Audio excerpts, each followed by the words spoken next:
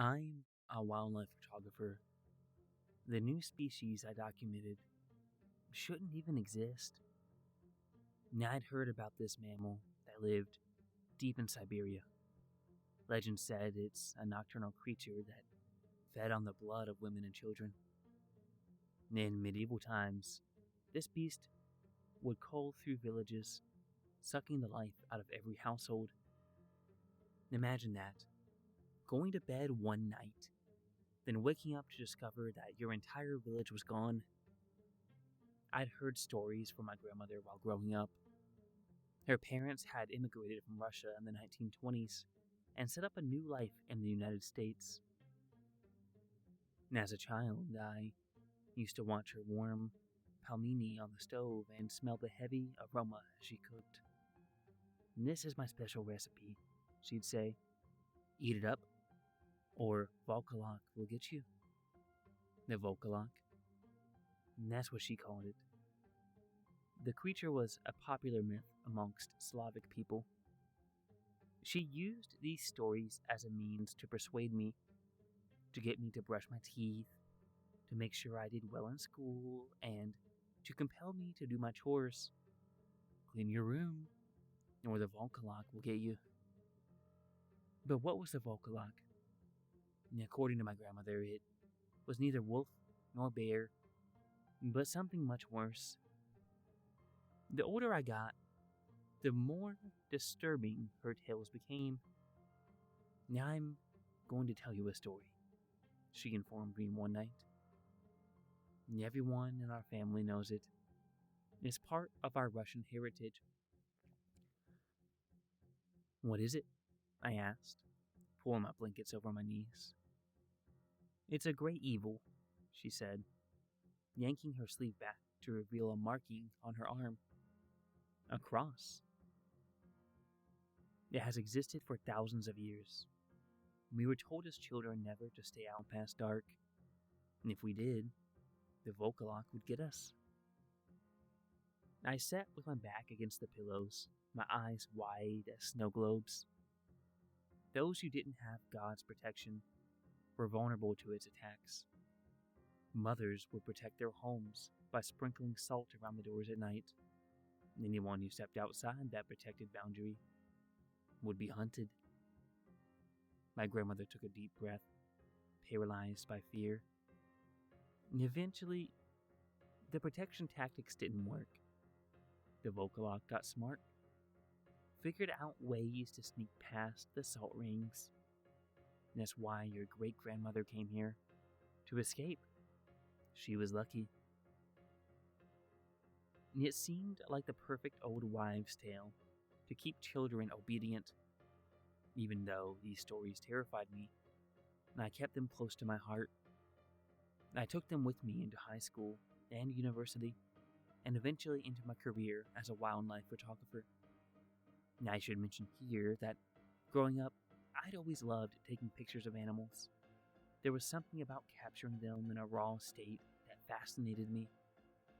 And eventually, the picture of a grizzly bear I'd taken in Alaska went viral on my social media. A national newspaper spotted my work and commissioned me to do a series for them. My career took off from there. Several years into my dream job, the senior editor of a magazine called me and said, "I want you to find something new, a creature no one has ever seen." And I thought about the first story that had ever intrigued me, the Volkolak. But was it real? And if I could prove that it existed, I'd be the biggest story since Sasquatch. "Now I've got an idea," I said. "But it'll take me all the way to Siberia, and it could end up being a ghost story." "Ghosts are fine," the editor said. "If you don't find your creature, take some pictures of wolves. Wolves always do well." Through a local news connection in Siberia, I organized the entire thing. The plan was to stay with a hermit, Yuri, who lived deep in the forest about 3 hours from the nearest town. He was isolated and eccentric, but he had claimed to have seen the beast. The problem was, The day was so cold at night, we'd have to keep a fire going just to keep ourselves from freezing. And another issue was that Yuri barely spoke English, and I'd have to communicate in Russian to have any chance of understanding him. Thankfully, I'd grown up with enough understanding from my grandmother to get by. She'd been fluent and taught me enough to make out most conversations. With her training, I should be fine. I landed in the city of, well, Redacted, and made my way to the small town where I'd met up with Yuri. I rented an old Buick from a couple who owned a grocery store and wound my way through the maze of frozen countryside. And it was already so much colder than usual by the time I reached the village. Yuri is over there, the barkeeper said, and pointed to the back of the tavern. I glanced at the fireplace and saw an ancient man reclining in a seat. He seemed so tired and drained of life. His skin was leathery from years in the sun. His beard was white and nearly down to his stomach. He appeared older than most books in the library. "Evening, sir," I said, and extended my hand. "My name is Max. I'm the one you spoke with via the letter." Yuri just motioned to the seat across from him. I took it and warmed my ice-cold fingertips at the fire. "Are you sure you want to do this?" he asked. "Yes, and I've heard the legends my entire life. I want to see if they're real." "Be careful what you wish for," he said with a hint of sarcasm. "You may find out more than you bargained for. Did your grandmother tell you the stories?" "Yes, she did." He smiled, as they always do. Yuri pushed himself up and stretched, the stiffness in his bones creaking like branches in the wind. "All right, city friend, come with me. Now I'll show you my cabin and prepare you to meet the creature. But pray it stays hidden. The Volkolok does not take kindly to strangers." I followed Yuri outside and expected to see some sort of vehicle waiting. Instead, all he had was a sleigh. And it was the kind that you'd grip by two poles and pull it along behind you. In its body was a stack of supplies: oil, blankets, food, and water. "We must leave now," he said, and motioned to the woods. "Otherwise, it'll be too cold. We need to be inside by the fire when night comes." I tossed my gear in the back, and we began our journey. During our hike, I was surprised at how strong Yuri was. He never once took a break as we ventured through the snowy forest. The sleigh must have weighed 80 pounds, I thought as we hiked along. Yuri tugged it with ease, always keeping his eyes ahead as we went further in. We continued slowly through the terrain, feeling the ice-cold temperatures bite into our skin. I drank hot water from my canteen, and thank God that I brought more than enough. We eventually made it to Yuri's cottage. I was surprised to see how small it really was, no bigger than an average studio apartment. In the center of the space was a roaring fire. Beside that were two cots, one for Yuri and one for me. In the corner was a teeny steel oven. There were two burners on the top, with enough room for two pots. Hanging from the rafters was an assortment of metal utensils and dishes. "Make yourself at home," Yuri said, and looked out the window at his sleigh. It was the first time he'd taken a break. I was impressed. This man couldn't have been less than 70 years old, yet here he was, out hiking me and making me seem like an out-of-shape city dweller. I'd stopped multiple times to catch my breath, then hurried to catch up with his unending pace. It made me realize how soft our city lives had made us. I got unpacked and settled into my new home. Yuri had the fire roaring as soon as we'd entered. We needed to keep one burning at all times to survive. In the Siberian wilderness, without insulation and electricity, temperatures drop to astonishing levels. You always keep the fire going at night, he reminded me. Otherwise you'll freeze. I asked Yuri if he would take me to the spot where he'd seen the Volkolak. Yes, he said, wringing his hands in concern. But please do not say its name. It's bad luck. And I apologize. Then I set my backpack down on the bed next to the camera gear. I'm just excited is all. We got ready for the short night's sleep. There wasn't a bath or a shower, so I wiped myself down with a wet towel and climbed into the empty cot next to Yuri's. And it was so cold I couldn't believe how freezing it was. If you pulled off your blankets and stepped just inches away from the fire, you felt the air penetrate your skin, like your insides were freezing slowly. And I sank into my mattress and covered myself with my blankets and closed my eyes. And that night, I had a strange, horrific dream. In it, a slender, emaciated figure crept into our cottage while I slept.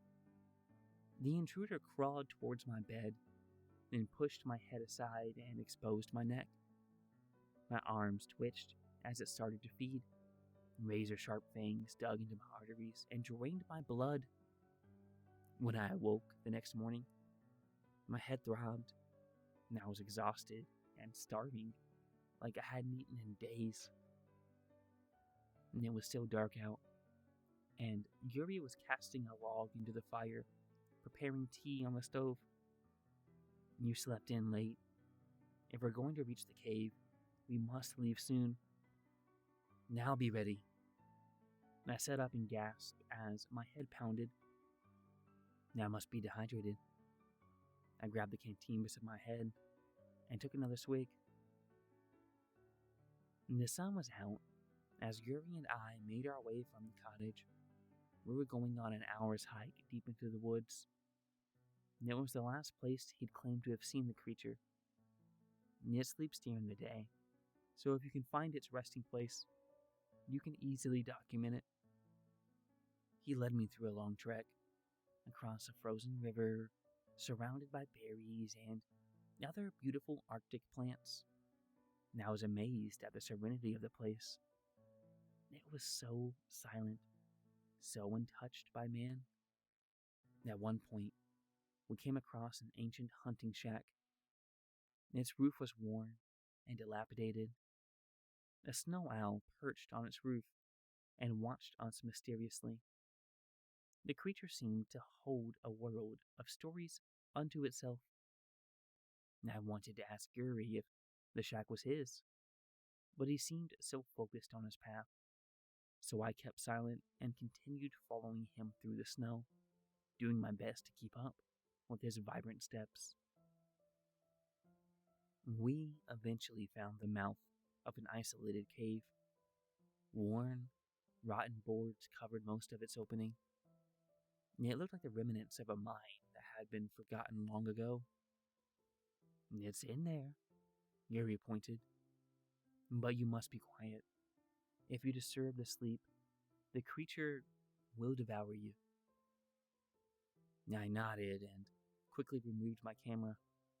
I set it carefully on my lap, twisted off the cap, and mounted the lens. For this dark interior, I had selected my Canon R6 with an RF 7200mm lens. I had no idea how tight the spaces were inside or even if the lighting would work to get viable images, and I decided on my Goodix X Pro 2 wireless flash trigger and a Goodix 863 off-camera speedlight. And I'd mount my flash device on a stalactite or rocky ledge with a super clamp for lighting. Without this preparation, the cavern would be so dark that I couldn't see a thing.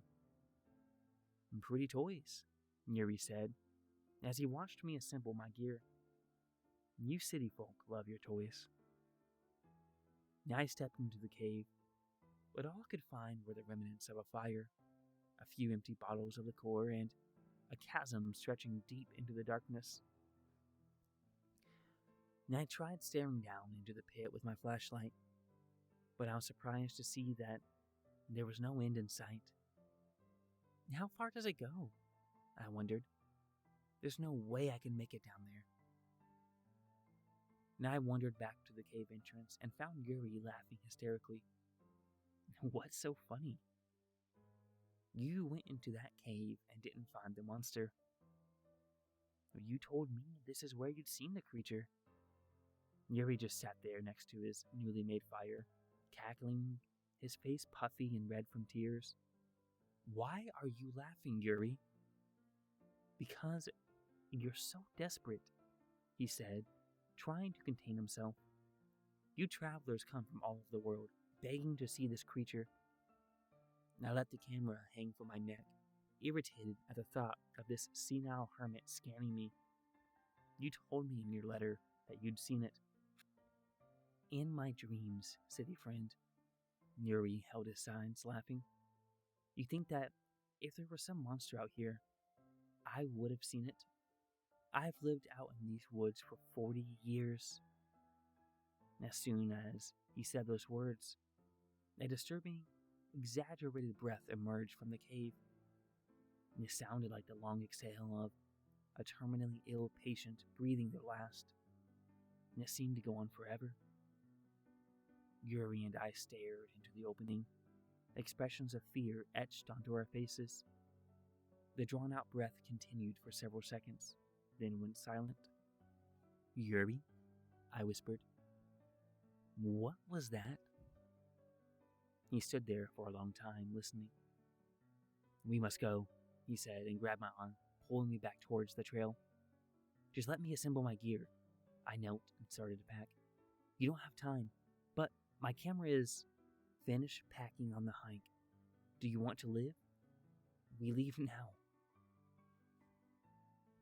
We made it back to Yuri's cottage just before nightfall. And after a simple dinner of boiled potatoes, jerky, and tea, we settled down for an eerie night. You seemed scared out there, I said to Yuri, watching his hands shake while he ate his dinner. And it was just the wind. You made a big deal out of all this being fake, and yet what? Yuri said. As soon as you heard that noise, you panicked. It doesn't matter. And of course it does. And it was just a bear. We'd interrupted its hibernation. Why do I get this feeling that you're lying to me? I got up and stood inches from his face. Yuri finished his meal and looked away, his face betraying more emotion than usual.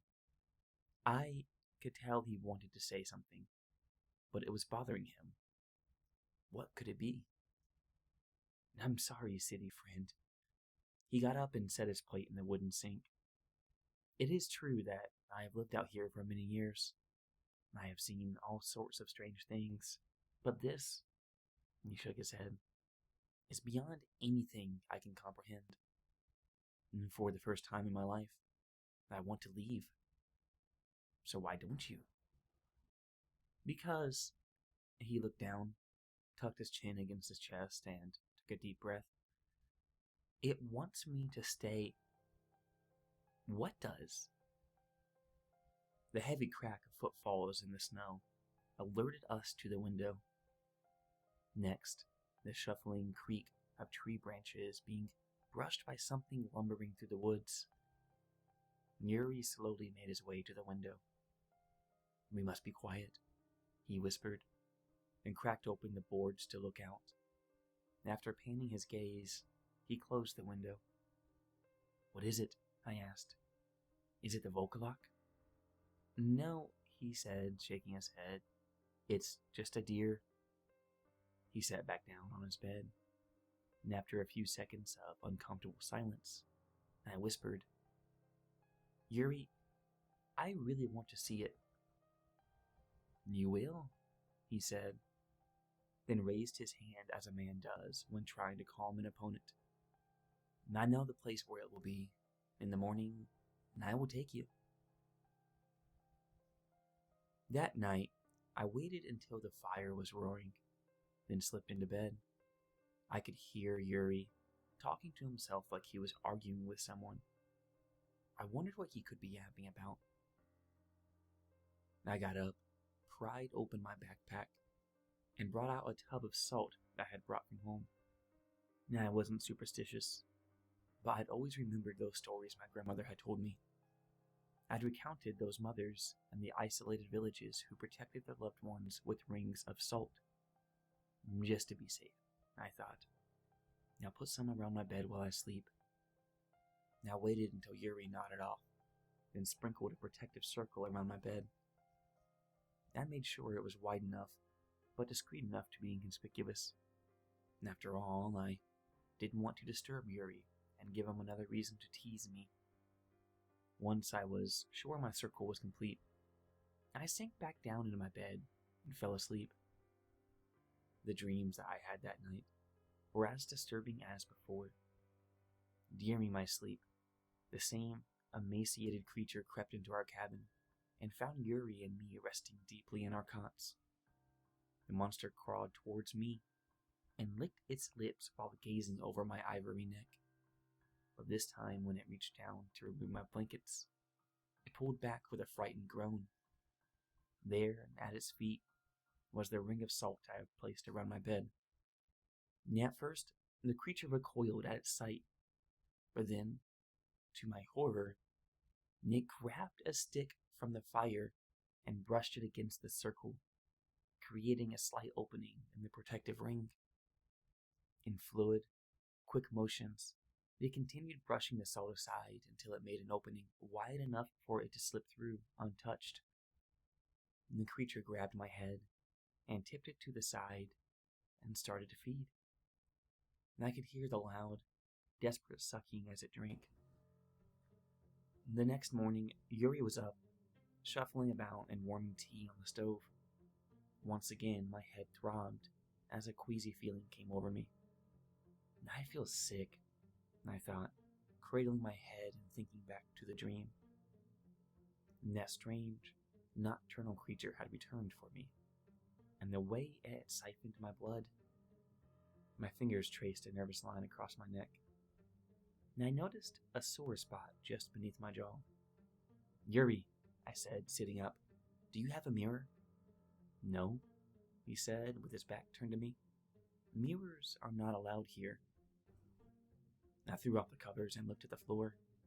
There was a thick opening in the salt circle I'd put around the cot. I couldn't believe it was broken. "We must go," Yuri said without turning, "or we won't see the creature." "Give me a second." I sat on the edge of my bed, feeling like I was going to vomit. I searched for the salt container in my luggage, but I couldn't find it. "Where's my salt tub?" I scrambled through my gear, but couldn't locate it. "Yuri," I asked, my voice dry and groggy, "I can't find my salt anywhere. Have you seen it?"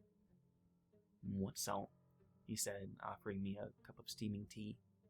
"I don't know what you're talking about." "Of course you do," I motioned to the broken ring. "The salt I used to make this." He glanced down at the circle and shrugged, as if to say, "So what?" He returned to the oven and started pouring more tea. "Would you like honey in your drink?" "No, Yuri, I want to know where my salt is." And just then, a vision flashed in my mind. And it was the nocturnal creature, wandering its way through the snow, dragging a heavily laden potato sack behind it. When it reached the cave, it tossed the bag inside, and there was my salt container, thudding against the walls of earth. "What is it?" Yuri said with concern, noting my blank stare. My vision had ended, and I was back in the cabin, as confused as ever. "Forget it," I said, and I just stood there, uncertain, focusing on the sore marking on my neck. I wondered why these visions were happening, and if there was any chance they were real. And it was almost noon by the time we made it out of the cabin. and I felt exhausted and devoid of strength. I didn't want to go anywhere, but I had to get my picture. I had to finish my assignment. All the energy I had spent in coming here had possessed me. I needed to see this job through, prove to myself and the world that the Volcalock was real. And I fought sickness and fatigue as we hiked, and it was like I hadn't slept in days. It made it hard even to stay awake. "In this way, city friend," Yuri said, leading me through the snow. This time, he was so far ahead of me I could barely see him. "Honestly," I mumbled, bumbling my way after him, "I don't think I want to be here anymore." I felt the scab along my neck and started picking at it.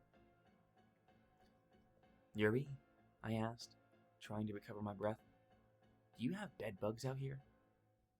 "No," his voice responded, laughing as if I'd told a joke. "No bed bugs. Too cold."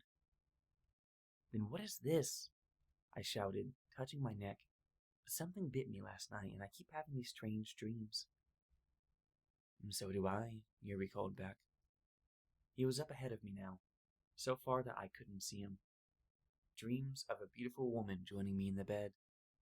"No, listen to me," I stopped and shouted, staring deep into the forest. "Don't lie to me. I put salt on my bed last night, and this morning, I noticed something had broken it. What are you not telling me?" Yuri's voice was quiet now. Then it rose, sounding much closer than before. "I can see that the snow is getting to you." "It's not the snow. You're hiding something." Yuri's laughter seemed distant now. Then to the right of me, now surprised at how far off his voice sounded. It was like he was in two places at once. "You really want to know?" His voice trailed, a new hostility there. "You came all this way to find your monster. Did you ever think that it was the one who brought you here?" "The Volcalock?" I gasped to myself. Yuri appeared from the trees, wearing a mischievous smile. "Yes, you're not the first to come looking for it." He stepped towards me, and I backed away, disturbed by his menacing stare. "I'm calling off the assignment." My voice shook, trapped in my tightening throat. "I want to go back." "Go where?" Yuri scoffed if offended by my remark. "There's nowhere to go." Now I'm returning to the village. I spun on my heel and headed back in the direction of the cabin. "It's too cold to leave now, and you're in no condition to hike. You will have to spend another night at my cabin." Another night? The very thought of spending another evening in that prison made me want to vomit. By the time we had reached Yuri's cottage, I was devoid of all strength. The day's hike had completely sapped my energy. I slouched by the fire as Yuri boiled more tea on the stove. "Here, city friend, drink this, and it will give you strength." "I don't," I barely said. "I don't want it." "Take it." He set the mug in my hands. "If you refuse, you will have no energy to make it to the village tomorrow." I numbly took the cup and brought it to my lips. Yuri watched me as I drank, then turned back towards the oven. As soon as his gaze left me, I cracked a weary smile. Yuri hadn't realized that I'd faked sipping his concoction. I spat its contents into the mug and poured it out behind my bed. "Now," Yuri said, moving to the edge of his bed, "what will you tell your employers since you have not photographed the beast?" Now think of something. My eyes drifted to the camera bag next to my cot. I had to leave it close to the fire with all of my valuables to keep warm, otherwise it would freeze. "If I could make a suggestion," Yuri began. "Maybe we can find a moose. You take some pictures, do tricks with your editing software, and make it look like a monster."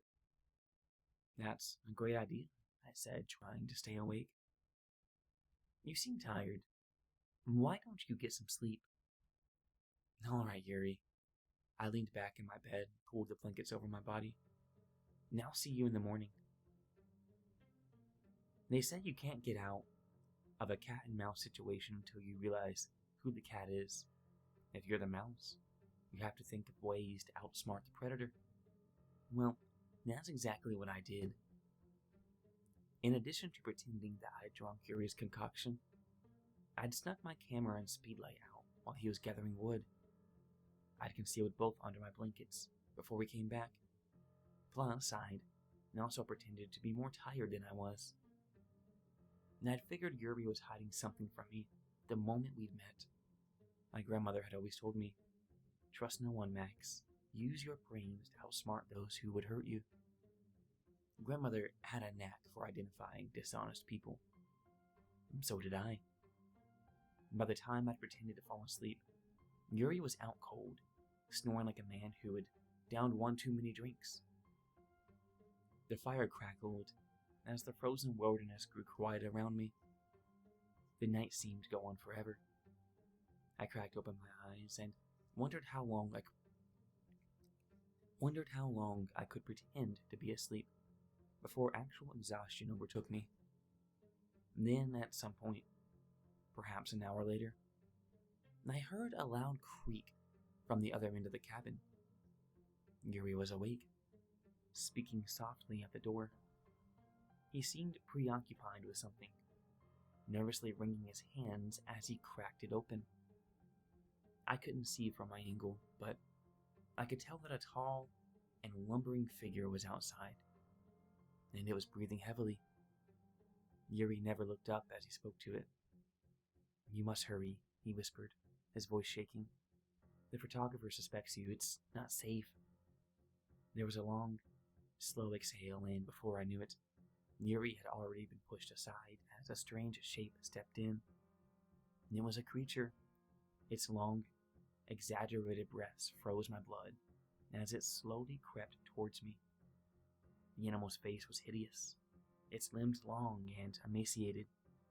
Its eyes were like glowing embers set in a brown, furred face. What is that?" I thought. My grandmother's stories were true. It was the Volkolak, in the flesh. And it was so much more haunting than her stories had described. The smell of the creature was horrific. It resembled the scent of rotting meat. I'd encountered it once before while photographing grizzlies in Alaska. I'd come across a moose carcass that had been swarmed by vultures. This was 100 times worse. The Volkolak slowly leaned itself over me and reached for my blanket with a long, serrated claw. It looked like a paw from a wolf, but it was more dexterous and human-like. The stories are real, I thought, nearly fainting. All those legends that they used to scare children had actually happened. And all those victims, they had actually died. And I was next. I waited until the creature's face was directly above me. I kept my eyes sealed shut. I wouldn't dare open them and risk being caught. I couldn't hear Yuri anymore, but at this point, I didn't care. All that mattered was surviving. I bolted upright, swinging my camera in front of my face. The speedlight was mounted on top of my camera and aimed directly at the creature. I'd moved so fast that I'd surprised myself and the Volkolak. I snapped a picture. My camera flashed. A bright light filled the room, blinding my opponents.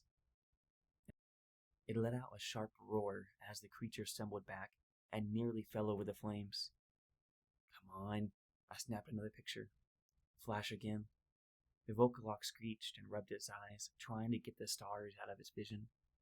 Yuri thrashed in the corner, covering his face and stumbling into the oven, a pot of cold water splashing onto his body. "You stupid bastard, what are you doing?" he screamed. I waited for the Volkolak to be directly in front of the fire and aimed my camera again. This was my last chance. If my strategy didn't work, I'd be as good as dead. I took my final picture. Flash. This time, the Volkolak roared as it fell into the flames.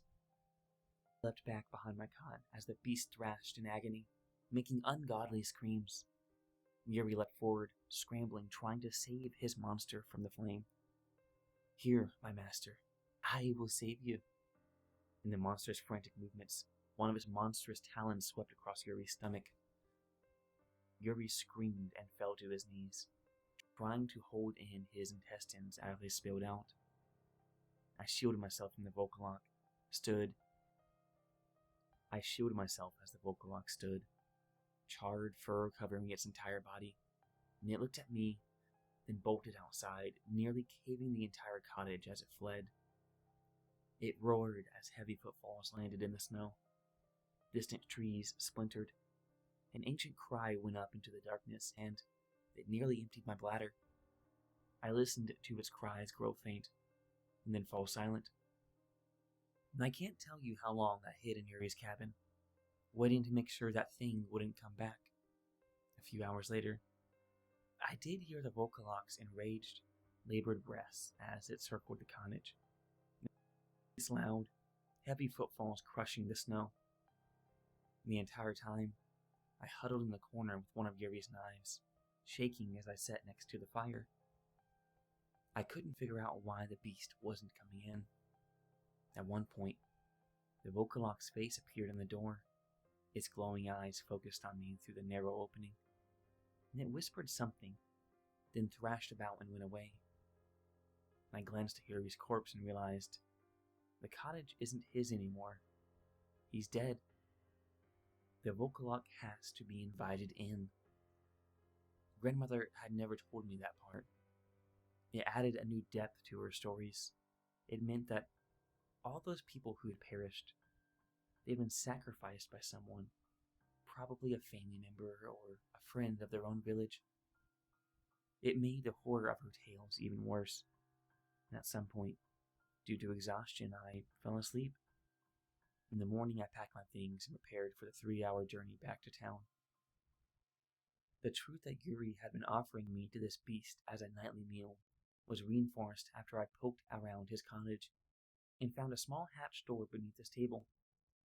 And after I opened it, I discovered hundreds of wallets, passports, jewelry, and other valuables from travelers who had made their journey out here and never returned.